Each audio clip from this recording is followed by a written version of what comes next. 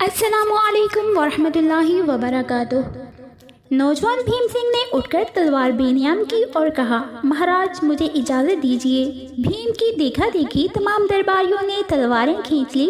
سب سے آخر میں پرتاپ رائے نے تلوار نکالی، لیکن اس کی نگاہیں راجا سے کہہ رہی تھیں، انداتا میرے حال پر رحم کرو۔ درباریوں کو راجا کے اشارے کا منتظر دیکھ کر زبیر نے اپنے ہونٹوں پر ایک حقارت امیز مسکراہٹ لاتے ہوئے کہا، بس اب جانے دیں۔ مجھے یقین ہو گیا ہے کہ اپنے حریف کو پایا زنجیر دیکھ کر آپ کے درباری بزدل کہلانا پسند نہیں کرتے، لیکن قدرت لومڑیوں کے سامنے شیروں کو ہمیشہ باندھ کر پیش نہیں کرتی۔ بھیم سنگھ نے کہا، مہاراج اس کی بیڑیاں کھلوا دیجیے، میں اسے ابھی بتا دوں گا کہ شیر کون ہے اور لومڑی کون۔ راجا کے اشارے پر سرپاہیوں نے زبیر کی بیڑیاں اتار دیں اور اس کے ہاتھ میں ایک تلوار دے دی، لیکن وزیر نے کہا، مہاراج آپ کے دربار میں مقابلہ ٹھیک نہیں۔ راجا نے جواب دیا، کیوں ٹھیک نہیں؟ اسی دربار میں ہمارے سپاہیوں کو بزدلی کا طعنہ دیا گیا ہے اور ہم یہ چاہتے ہیں کہ یہیں اس کا انتقام لیا جائے۔ مہاراج انتقام اس نوجوان کو لڑنے کا موقع دیے بغیر بھی لیا جا سکتا ہے۔ راجا نے جواب دیا، نہیں، ہم یہ دیکھنا چاہتے ہیں کہ عرب تلوار کس طرح چلاتے ہیں۔ بھیم سنگھ کرسیوں کے درمیان کھلی جگہ پر آ کر کھڑا ہوا اور اس نے تلوار کے اشارے سے زبیر کو سامنے آنے کی دعوت دی۔ زبیر نے راجا کی طرف دیکھا اور کہا، اس نوجوان کے ساتھ مجھے کوئی دشمنی نہیں، میرا مجرم پرتاپ رائے ہے، آپ اسے قربانی کا بکرا کیوں بناتے ہیں؟ بھیم سنگھ نے کہا، بلدل تم صرف باتیں کرنا جانتے ہو، اگر ہمت ہے تو سامنے آؤ، اگر تم دوسروں کا بوجھ اٹھانے پر بزد ہو تو تمہاری مرضی۔ یہ کہتے ہوئے زبیر آگے بڑھ کر بھیم سنگھ کے سامنے آ کھڑا ہوا۔ راجا کے حکم سے سپاہی تخت اور کرسیوں کے آگے نصف دائرے میں کھڑے ہو گئے۔ ادے سنگھ نے اٹھ کر کہا، بیٹا اوچھا وار نہ کرنا، تم ایک خطرناک دشمن کے سامنے کھڑے ہو۔ پتا جی آپ فکر نہ کریں، یہ کہتے ہوئے بھیم سنگھ نے یکے بعد دیگرے 3-4 وار کر دیے۔ زبیر اس حملے کی غیر متوقع شدت سے 2-3 قدم پیچھے ہٹ گیا اور اہل دربار نے خوشی کا نعرہ بلند کیا۔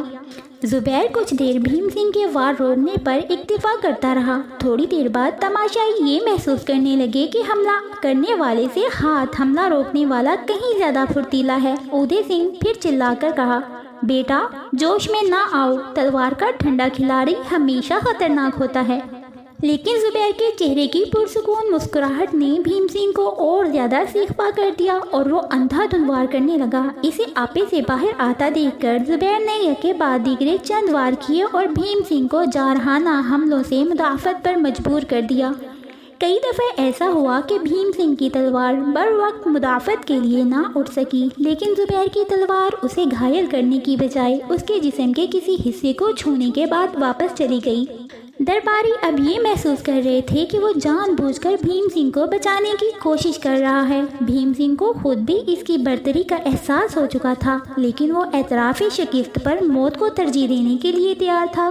پرتاپ رائے بھیم سنگھ کی باپ سے پرانی رنجشوں کے باوجود انتہائی خلوص سے بھیم سنگھ کی فتح کی دعائیں کر رہا تھا، لیکن بھیم سنگھ کے بازو ڈھیلے پڑ چکے تھے۔ راجا اور اہل دربار کے چہروں پر مایوسی چھا رہی تھی۔ ادے سنگھ نے کہا، مہاراج بھیم سنگھ اپنی جان دے دے گا لیکن پیچھے نہیں ہٹے گا، آپ اس کی جان بچا سکتے ہیں۔ بڑی رانی نے ادے سنگھ کی سفارش کی، لیکن چھوٹی رانی نے کہا، مہاراج سپاہیوں کو بھیم سنگھ کی مدد کا حکم دینا انصاف نہیں۔ اپنے بیٹے کے لیے ادے سنگھ کے خون نے جوش مارا، لیکن جب وہ پردیسی 2 قدم پیچھے ہٹا تھا اس پر کسی کو رحم نہ آیا۔ اگر آپ بچانا چاہتے ہیں تو دونوں کی جان بچائیں۔ راجا تذبذب کی حالت میں کوئی فیصلہ نہ کر سکا۔ اچانک زبیر پے در پہ چند سخت وار کر کے بھیم سنگھ کو چاروں اطراف سے دھکیل کر اس کی خالی کرسی کے سامنے لے آیا۔ سپاہی جو ننگی تلواریں لیے قطار میں کھڑے تھے ادھر ادھر سمٹ گئے۔ بھیم سنگھ لڑکھڑاتا ہوا پیٹھ کے بل کرسی پر گر پڑا۔ اس نے اٹھنے کی کوشش کی، لیکن زبیر نے اس کے سینے پر تلوار کی نوک رکھتے ہوئے کہا، تم اگر چند سال اور زندہ رہو تو ایک اچھے خاصے سپاہی بن سکتے ہو، لیکن سرے دست تمہاری جگہ یہ کرسی ہے۔ بھیم سنگھ کی ہاتھ سے تلوار چھوٹ گئی اور وہ غصے اور ندامت کی حالت میں اپنے ہونٹ کاٹ رہا تھا۔ راجا نے سپاہیوں کی طرف اشارہ کیا، لیکن ان کی تلواریں بلند ہونے سے پہلے زبیر بھیم سنگھ کی کرسی کے اوپر سے کود کر پرتاپ رائے کے پیچھے جا کھڑا ہوا اور پیشتر اس کے پرتاب برائے اپنی بدحواسی پر قابو پاتا، زبیر نے اپنی تلوار کی نوک اس کی پیٹھ پر رکھتے ہوئے راجا سے کہا، اپنے سپاہیوں کو وہیں کھڑا رہنے کا حکم دیں، ورنہ میری تلوار اس موذی کے سینے کے پار ہو جائے گی۔ راجا کے اشارے پر سپاہی پیچھے ہٹ گئے تو زبیر نے پھر راجا کی طرف دیکھتے ہوئے کہا، بیوہ کفروں کے بادشاہ، مجھے تم سے نیک سلوک کی توقع نہیں، لیکن میں تمہیں بتانا چاہتا ہوں کہ جن صلاح کاروں نے تمہیں عرب کے ساتھ لڑائی مول لینے کا مشورہ دیا ہے وہ تمہارے دوست نہیں۔ جن لوگوں پر تمہیں بھروسہ ہے وہ سب دیبل کے حاکم کا دل و دماغ رکھتے ہیں۔ اس کی طرف دیکھو، یہ وہ بہادر ہے جو کرسی پر بیٹھا ہوا بید مجنوں کی طرح کانپ رہا ہے۔ اب میں تمہارے سامنے اس شخص سے چند سوالات کرتا ہوں۔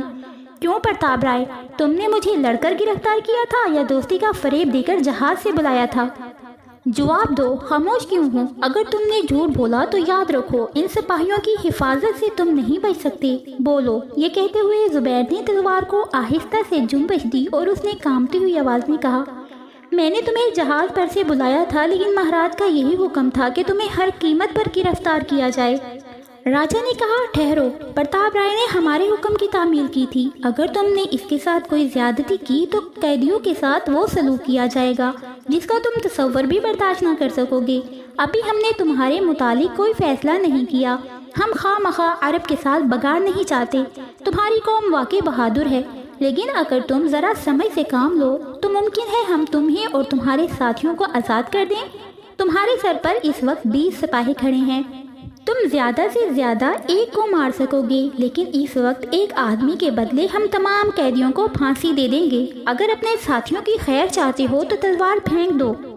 زبیر نے کہا، مجھے تم میں سے کسی پر اعتبار نہیں، لیکن میں تمہیں اپنا نفع اور نقصان سوچنے کا آخری موقع دیتا ہوں۔ یاد رکھو، اگر تم نے میرے ساتھیوں کے ساتھ بدسلوکی کی تو وہ دن دور نہیں جب تمہارے ہر سپاہی کے سر پر میرے جیسے سرپروں کی تلواریں چمک رہی ہوں گی۔ تمہیں اگر جواہرات اور ہاتھیوں کا لالچ ہے تو میں ان کا مطالبہ نہیں کرتا، میں صرف یہ درخواست کرتا ہوں کہ تم مجھے اور میرے ساتھیوں کو رہا کر دو، خالد اور اس کی بہن کو ہمارے حوالے کر دو۔ راجا نے جواب دیا، جب تک تم تلوار نہیں پھینکتے ہم تمہاری کسی درخواست پر غور کرنے کے لیے تیار نہیں۔ زبیر کو راجا کے متعلق کوئی خوش فہمی نہ تھی، اگر اسے اپنے ساتھیوں کا خیال نہ آتا تو وہ یقیناً اپنے آپ کو راجا کے رحم و کرم پر چھوڑنے کی بجائے بہادرانہ موت کو ترجیح دیتا، لیکن بیوہ عورتوں اور یتیم بچوں کے عبرتناک انجام کے تصور نے اس کا جوش ٹھنڈا کر دیا۔ اسے نہید کا خیال آیا اور اس کے جسم پر کپکپی طاری ہو گئی۔ مختلف خیالات کے گرداب میں راجا کے حوصلہ افزا کلمات اس کے لیے تنکوں کا سہارا ثابت ہوئے اور اس نے اپنی تلوار تخت کے سامنے پھینک دی۔ راجا نے اطمینان کا سانس لیا۔ پرتاب رائے کی حالت اس شخص سے مختلف نہ تھی جو بھیانک سپنا دیکھنے کے بعد نیند سے بیدار ہوا ہو۔ بڑی رانی نے راجا کے کان میں کچھ کہا، مہاراج، ایسے لوگوں سے دشمنی مول لینا ٹھیک نہیں۔ راجا نے اشارے سے وزیر کو اپنے پاس بلایا اور آہستہ سے پوچھا، تمہارا کیا خیال ہے؟ اس نے جواب دیا، مہاراج مجھ سے بہتر سوچ سکتے ہیں۔ راجا نے کہا، اگر میں اسے چھوڑ دوں تو یہ سردار اور میری رعایا مجھے بزدل تو خیال نہیں کریں گے۔ مہاراج، چاند پر تھوکنے سے اپنے منہ پر چھینٹے پڑتے ہیں۔ آپ اپنی رعایا کی نظر میں ایک دیوتا ہیں، لیکن ان قیدیوں کو چھوڑنا مستحب کے خلاف ہے۔ عربوں کو یہ جرت نہیں ہو سکتی کہ وہ سندھ پر حملہ کریں، لیکن ان لوگوں کو اگر ان کے ملک میں واپس بھیج دیا گیا تو یہ تمام عرب میں ہمارے خلاف آقا طوفان کھڑا کر دیں گے۔ اگر آپ عربوں کے ساتھ جنگ کر کے مکران کا علاقہ حاصل کرنے کا ارادہ بدل چکے ہیں تو بہتر یہی ہے کہ ان سب کو آزاد کرنے کی بجائے موت کے گھاٹ اتار دیا جائے، تاکہ عربوں کے پاس اس بات کا کوئی ثبوت نہ ہو کہ ہم نے دیبل سے ان کے جہاز لوٹے ہیں۔ اس سے پہلے ہم ابو الحسن کے معاملے میں مکران کے گورنر کو ٹال چکے ہیں، اب بھی اگر کوئی ان کا پتہ پوچھنے آیا تو اس کی تسلی کر دی جائے گی۔ راجا نے کہا، تمہیں کس نے بتایا کہ ہم مکران کو فتح کرنے کا ارادہ بدل چکے ہیں؟ وزیر نے جواب دیا، مہاراج، اگر آپ کا ارادہ نہیں بدلا تو پھر ان لوگوں کے متعلق سوچنے کی ضرورت نہیں۔ میرے خیال میں اس کی کم سے کم سزا یہ ہو سکتی ہے کہ شہر کے کسی چوراہے میں پھانسی دی جائے، تاکہ ہمارے لوگوں کو معلوم ہو جائے کہ عرب عام انسانوں سے مختلف نہیں۔ راجا نے کہا، میرا بھی یہی خیال ہے، لیکن جہاز سے ایک عرب لڑکا اور لڑکی غائب ہو چکے ہیں۔ اگر انہوں نے سندھ کی حدود پار کر کے مکران میں اور عربوں کو یہ خبر پہنچا دی तो मुमकिन है कि हमें बहुत जल्द लड़ाई की तैयारी करनी पड़े। वज़ीर ने जवाब दिया, महाराज, अरब की मौजूदा हालत मुझसे पोशीदा नहीं। उनकी खाना जंगी को ख़त्म हुए ज़्यादा देर नहीं हुई और अब उनकी तमाम अफवाज शमाल और मगरिब के ममालिक में लड़ रही है। हमारे पास 1 लाख फ़ौज मौजूद है और हम ज़रूरत के वक्त उसी कदर और सिपाही जमा कर सकते हैं। फिर राजपूताना के तमाम राजा आपके बाजीगर हैं और आपके झंडे तले अरबों से लड़ना अपनी इज्जत समझेंगे। मुझे यकीन है कि जो अरब सिंध में आएगा वापस नहीं जाएगा। शाबाश, मुझे तुमसे यही उम्मीद थी। तुम आज ही तैयारी शुरू कर दो। राजा से कानापूसी ख़त्म करने के बाद वज़ीर अपनी कुर्सी पर आ बैठा। राजा ने सिपाहियों की तरफ मतवज्जा होकर कहा, इसीलिए जाओ, आज शाम तक हम उसका फैसला कर देंगे। रात के वक्त सोने से पहले वासु ने कई बार नारायण दास से जयराम के वापस न आने की वजह पूछी, लेकिन उसने हर बार यही जवाब दिया, शहर में उसके कई दोस्त हैं, किसी ने उसे अपने पास ठहरा लिया होगा। वासु को जयराम की हदायत थी कि वो इसके वापस आने तक नारायण दास के घर से बाहर ना निकले। अगले दिन भी इसने तौन और करहन जयराम की इस हदायत पर अमल किया। शाम से कुछ देर पहले नारायण दास ने आकर ये खबर दी कि जयराम को एक अरब के साथ पिंजरे में बंद करके शहर में फिराया जा रहा है और सुबह सूरज निकलने से पहले उन दोनों को शहर के चौराहे में फांसी दे दी जाएगी। मालूम हुआ है कि उसने भरे दरबार में राजा के सामने गुस्ताखी की है। वासु ने यह खबर सुनते ही शहर का रुख किया। लोग शहर के एक पुरौनक चौराहे में एक बांस के पिंजरे के गिर्द जमा हो रहे थे। वासु अपनी मजबूत बाजुओं से लोगों को इधर उधर हटाता हुआ पिंजरे के करीब पहुंचा और पिंजरे के अंदर जुबैर और जयराम को एक नज़र देख लेने के बाद उल्टे पांव लौट आया। थोड़ी देर बाद वो घोड़े पर सवार होकर जंगल का रुख कर रहा था। शहर में आधी रात तक चंद पहरेदारों के सिवा तमाम लोग अपने अपने घरों को चले गए। जयराम जुबैर को जंगल में खालिद और नहीद और माया से मुलाकात का वाक़या सुना चुका था। चंद पहरेदार सो चुके थे और बाकी पिंजरे के करीब बैठे आपस में बातें कर रहे थे। जुबैर ने मौका पाकर कहा, वो रुमाल कहाँ है? जयराम ने जवाब दिया, वो मेरी कलाई के साथ बंधा हुआ है, लेकिन हम दोनों के हाथ पीछे की तरफ बंधे हुए हैं। काश वासु को हमारी खबर हो जाती। जुबैर, मैं तुमसे एक बात पूछना चाहता हूँ। पूछो। हमें सूरज निकलने से पहले फांसी पर लटकाया जाएगा। तुम्हें इस वक्त सबसे ज़्यादा किस बात का ख्याल आ रहा है? मेरे दिल में सिर्फ एक ख्याल है, वो ये कि मैं अब तक खुदा और रसूल सल्लल्लाहु अलैहि वसल्लम को खुश करने के लिए दुनिया में कोई मुफीद काम नहीं कर सका।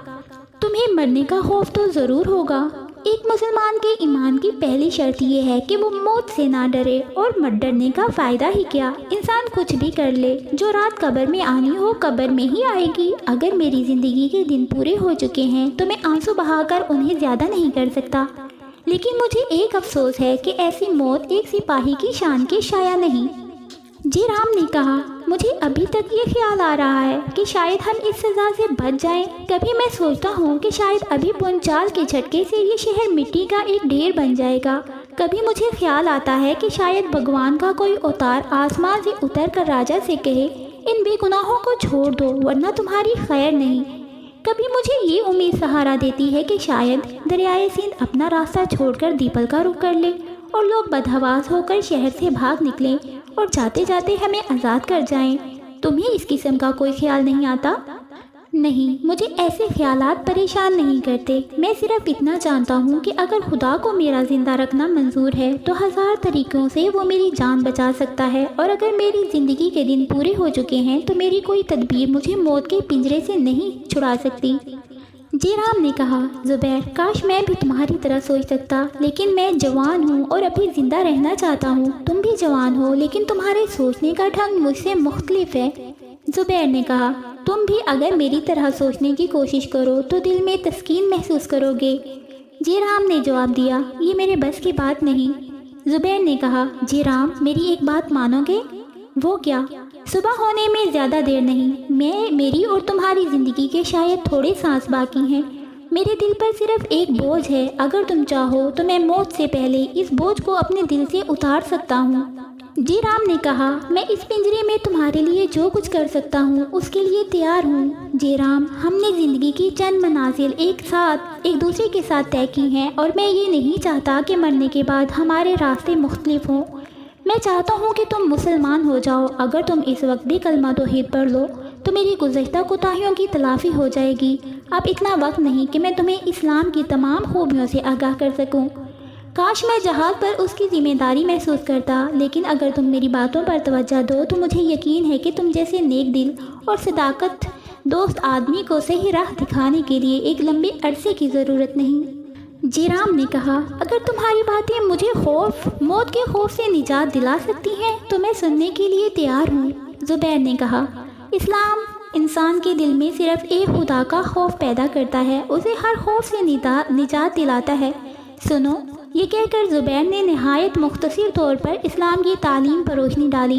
رسول اکرم صلی اللہ علیہ وآلہ وسلم کی زندگی کے حالات بیان کیے، صحابہ کرام کی سیرت پر روشنی ڈالنے کے لیے اسلام کی ابتدائی تاریخ کے واقعات بیان کیے۔ اختتام پر زبیر اجادین، یرموک اور قادسیوں کی جنگوں کے واقعات بیان کر رہا تھا، اور جی رام یہ محسوس کر رہا تھا کہ وہ ساری عمر تاریک غار میں بھٹکنے کے بعد ایک ہی جست میں روئے زمین کے بلند ترین پہاڑ کی چوٹی پر پہنچ چکا ہے۔ اس کی آنکھوں میں امید کی روشنی جھلک رہی تھی۔ رات کے تیسرے پہر جی رام برسوں کے اعتقادات کو چھوڑ کر دائرہ اسلام میں داخل ہو چکا تھا۔ زبیر نے پوچھا، اب بتاؤ تمہارے دل کا بوجھ ہلکا ہوا ہے یا نہیں؟ جی رام نے کہا، میرے دل میں اب صرف ایک اضطراب باقی ہے، وہ یہ کہ میں نے موت کی دہلیز پر کھڑے ہو کر اسلام قبول کیا ہے۔ کاش میں چند دن اور زندہ رہ کر تمہاری طرح نمازیں پڑھتا اور روزے رکھتا۔ زبیر نے جواب دیا، ایک مسلمان کو خدا سے مایوس نہیں ہونا چاہیے، وہ سب کچھ کر سکتا ہے۔ پہرے دار نے کسی کو پنجرے کے قریب آتے دیکھ کر آواز دی، کون ہے؟ ایک آدمی جواب دیے بغیر پنجرے کے قریب پہنچ کر رکا۔ چند اور سپاہی اٹھ کر کھڑے ہوئے۔ پہلے سپاہی نے پھر کہا، جواب نہیں دیتے، تم کون ہو؟ لیکن اتنی دیر میں چند سپاہی اسے پہچان چکے تھے، اور اس نے اپنے پرانے ساتھی کا بازو جھنجھوڑتے ہوئے کہا، گواروں کی طرح آوازیں دے رہے ہو، انہیں پہچانتے نہیں؟ یہ سردار بھیم سنگھ ہیں۔ مہاراج، آپ اس وقت کیسے؟ میں قیدیوں کو دیکھنے آیا تھا۔ دوسرے سپاہی نے کہا، مہاراج آپ بے فکر رہیں، یہ چند آدمی ابھی سوئے ہیں۔ بھیم سنگھ نے اس سے پوچھا، تمہارا نام کیا ہے؟ اس نے جواب دیا، میرا نام سروپ سنگھ ہے۔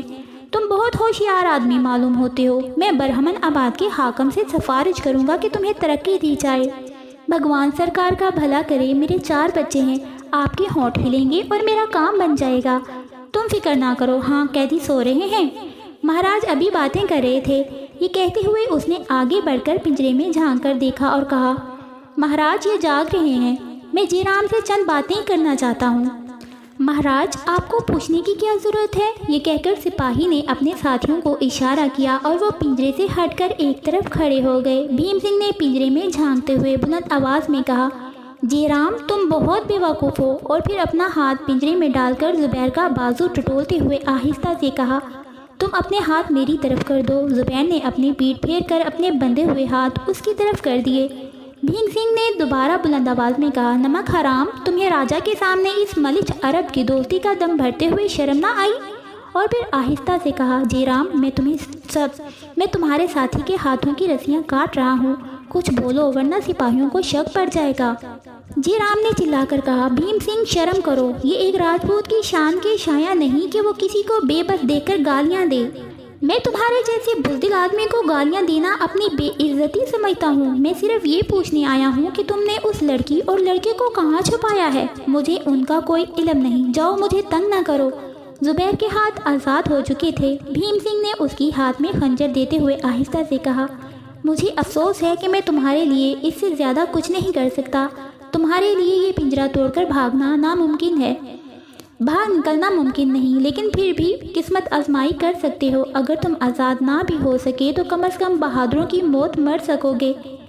سپاہیوں کو مغالطے میں ڈالنے کے بعد بھیم سنگھ نے اپنا لہجہ تبدیل کرتے ہوئے کہا، مجھے یقین ہے عرب لڑکی کو تم نے کہیں چھپا رکھا ہے۔ اچھا تمہاری مرضی، نہ بتاؤ، لیکن یاد رکھو سورج نکلنے سے پہلے برہمن آباد کے باشندے تمہیں پھانسی کے تختوں پر دیکھ رہے ہوں گے۔ भीम सिंह ने पिंजरे से चंद कदम दूर जाकर सिपाहियों से कहा, तुम एक तरफ क्यों खड़े हो? मुझे उनसे कोई मुख्फी बात नहीं करनी थी। जरा इस जयराम को तो देखो, उसका गुरूर अभी तक नहीं टूटा। सिपाही ने जवाब दिया, महाराज उसकी किस्मत बुरी थी, वरना हमने सुना है राजा उसकी बहुत कदर करता था। महाराज शहर के लोग कहते हैं कि ये अरब जादूगर है, उसने जादू की ताकत से जयराम को राजा का नाफरमान बना दिया है। भीम सिंह ने कहा, शायद यही बात है, मुझे भी उसके पिंजरे के करीब नहीं जाना चाहिए था। नहीं महाराज, आप पर इसके जादू का क्या असर होगा, फिर भी आप घर जाकर प्रार्थना करें। तुम बहुत समझदार हो, मैं जाता हूँ, मेरा सर चकरा रहा है, शायद ये जादू का असर है। महाराज अगर हुक्म हो तो हम में से कोई आपको आपके घर छोड़ आए। नहीं नहीं, उसकी ज़रूरत नहीं। भीम सिंह चल दिया तो सिपाही ने पीछे से आवाज़ देकर कहा, महाराज मेरा ख्याल रखना, तुम फिक्र ना करो, ईश्वर आपका भला करे। भीम सिंह के चले जाने के बाद एक सिपाही ने अपने साथियों से कहा, देखा मैं ना कहता था कि ये जादूगर है और तुम नहीं मानते थे। स्वरूप सिंह तुम्हारी तो खैर नहीं, तुम कई बार पिंजरे को हाथ लगा चुके हो, अब तक तुम्हारा सर नहीं चकराया। मेरा सर? हाँ कुछ बोझल बोझल सा ज़रूर है, फिक्र ना करो अभी चकराने लग जाएगा। स्वरूप सिंह ने फिक्रमंद सा होकर कहा, लेकिन मैंने सुना है कि जादूगर के मरने के बाद जादू का असर नहीं रहता, ऐसे जादूगर मरकर फिर जिंदा हो जाते हैं। एक और सिपाही बोला, यार मैंने भी पिंजरे को हाथ लगाया था, मेरा सर भी चकरा रहा है। स्वरूप सिंह बोला, भगवान ऐसे जादूगरों को गारत करे, अब मेरा सर सचमुच चकरा रहा है।